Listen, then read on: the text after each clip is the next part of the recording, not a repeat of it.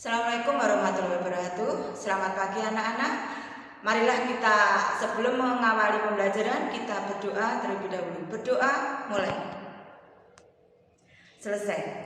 Kita lanjutkan materi kita selanjutnya kelas 8 semester ganjil yang bab 2 adalah koordinat kartesius. Kita mempelajari materi ini manfaatnya untuk menentukan lokasi tempat.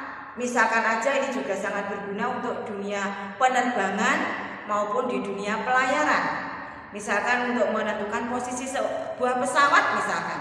Jadi seorang pilot itu untuk menentukan pesawat di posisi mana, dia menggunakan koordinat kartesius.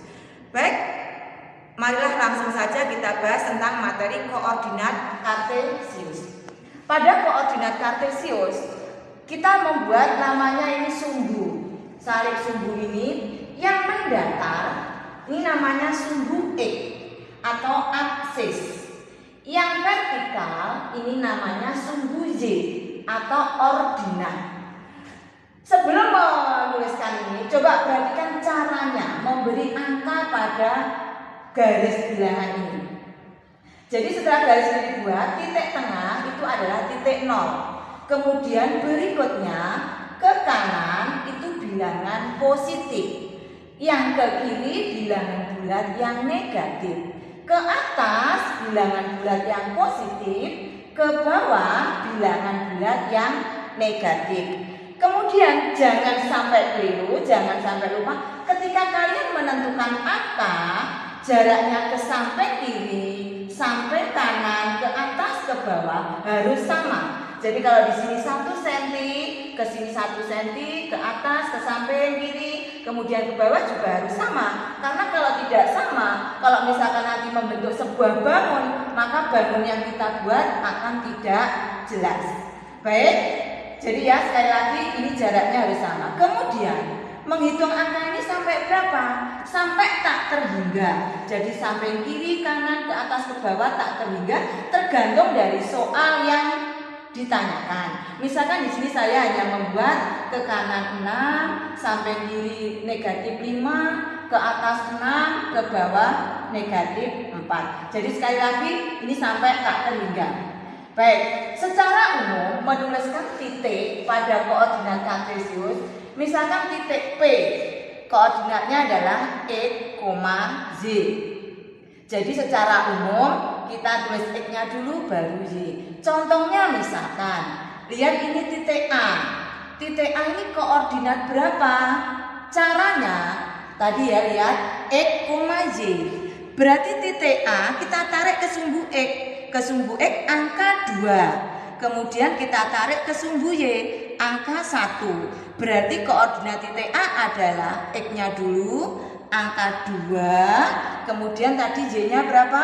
1, angka 1. Berarti koordinat titik A adalah 2,1. Ini artinya apa? Coba lihat lagi kembali titik A. Titik A ini jaraknya terhadap sumbu X. Jadi ini menunjukkan jaraknya ya. Jarak terhadap sumbu X berapa ini? 1 satuan. Kalau titik A terhadap sumbu Y, tinggal ngitung aja berapa langkah dia? 1, 2. Jadi titik A jarak terhadap sumbu Z 2 satuan, titik A terhadap sumbu X 1 satuan. Maka kita tuliskan di sini jarak terhadap sumbu X. Berarti titik A tadi jarak terhadap sumbu X berapa tadi? 1. Kemudian jarak terhadap sumbu Y berapa tadi? 2. Jadi 1 satuan. Ini 2 satuan. Baik, kemudian kita berikutnya titik B. Perhatikan titik B. Ini titik B. Koordinat titik B berapa? Kita tarik ke sumbu X angka berapa ini? Angka 1. Kemudian kita tarik ke sumbu Y angka 4. Berarti X-nya tadi berapa? 1. Z-nya yang 4. Sekali lagi jangan lupa X dulu baru Z. Angka di sumbu X, kemudian dilanjutkan angka di sumbu Y. Ini artinya apa? Sama dengan tadi, titik B, jarak terhadap sumbu X berapa? Tinggal hitung aja ini. Berapa langkah dia ke arah sumbu X? Oke, 4. Berarti 4 satuan. Jaraknya terhadap sumbu Y satuan. Kemudian lihat titik C. Berikutnya titik C di sini. Sama dengan tadi. Cari X-nya dulu. X-nya berapa ini? Negatif 3. Y-nya bawa sini 2. Berarti koordinat titik C adalah negatif 3,2. Berikutnya tentang jarak. Titik C. Lihat titik C. Jaraknya terhadap sumbu X. Berapa langkah ini dia ke sumbu X? Ini loh ya maksudnya, bawa ke sini, berarti ini berapa langkah? 2 langkah. Jarak terhadap sumbu X 2 satuan. Kemudian jarak terhadap sumbu Y, kalian ngitung ini 1, 2, 3. Jarak terhadap sumbu Z adalah 3 satuan. Ingat, walaupun ini tanda negatif, namanya jarak tidak pernah negatif. Jadi jaraknya ini ke sumbu Y adalah 3 satuan. Kita tulis 3 satuan. Kemudian titik D, perhatikan titik D. Titik D koordinat sama seperti tadi. Kita tarik sumbu X, kita tarik sumbu Y. Berarti titik D berapa? X-nya negatif 1, negatif 3. Titik E sekarang. Coba lihat titik E di sini E. Tarik ke sumbu X 3, ke sumbu Y min 1. Berarti koordinat titik E 3, min 1. Sekali lagi jangan lupa X dulu baru Z. Sekarang bagaimana dengan titik F? Titik F posisinya ada di sumbu X. Sama seperti tadi, kita lihat X-nya dulu. Dia titik F, X di angka berapa ini? Angka 4, berarti X-nya 4. Z-nya kita bawa ke sumbu Y. Oh, di sini 0, berarti sumbu Y-nya 0. Lihat titik G. Titik G. Oh, titik G di sini titik G. Titik G bawa ke sumbu X. Ke sumbu X angka 0. Berarti X-nya yang 0, kemudian dibawa sumbu Y. Sumbu Y dia sendiri di sini. Berarti titik G angka 5. Kemudian menuliskan ke sini sama dengan yang di atas tadi. Misalkan kalau kita langsung ini aja. Berarti titik F jaraknya terhadap sumbu X, karena dia tepatnya di sumbu X, berarti jarak terhadap sumbu X berapa? 0, karena dia tempatnya di sumbu X sendiri, 0 satuan. Kemudian jarak terhadap sumbu Y sama tadi, tinggal naruh sini, menghitung ke sini. Berapa langkah dia? 4 langkah, berarti jarak terhadap sumbu Y adalah 4 satuan. Kemudian titik G, lihat titik G. Jaraknya terhadap sumbu X, kita tarik ke bawah, 1, 2, 3, 4, 5. 5 satuan, jarak terhadap sumbu X 5 satuan. Karena dia posisinya ada di sumbu Y sendiri, berarti jarak terhadap sumbu Y adalah 0 satuan. Jelas ya anak-anak? Gimana caranya menentukan koordinat kartesius?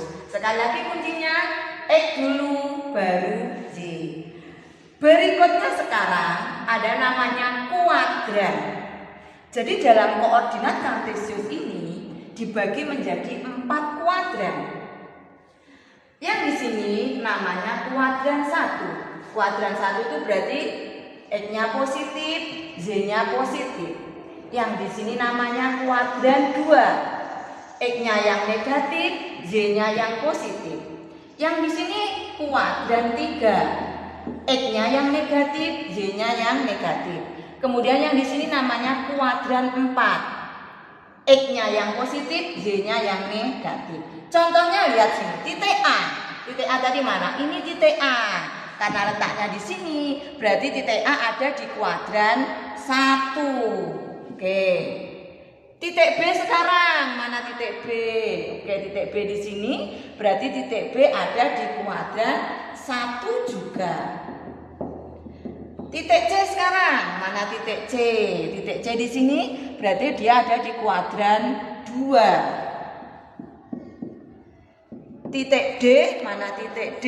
Oke, titik D di sini dia berarti ada di kuadran 3. Titik E di sini ada di kuadran 4. Sekarang titik F.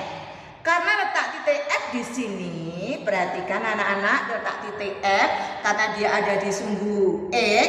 Titik F ini boleh kuadran 1 atau kuadran 4. Jadi titik F ada di kuadran 1 atau 4.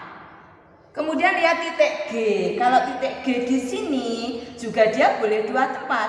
Boleh ikut yang kuadran 1, boleh juga ikut ke kuadran 2. Jadi titik G boleh kuadran 1 atau boleh kuadran 2. Jadi ini anak-anak pelajaran hari ini tentang koordinat kartesius. Semoga pelajaran hari ini bisa kalian mengerti. Untuk selanjutnya kalian bisa mengerjakan tugasnya di bahan ajar yang Ibu bagikan di e-learning madrasah. Kurang lebihnya Ibu mohon maaf. Wassalamualaikum warahmatullahi wabarakatuh.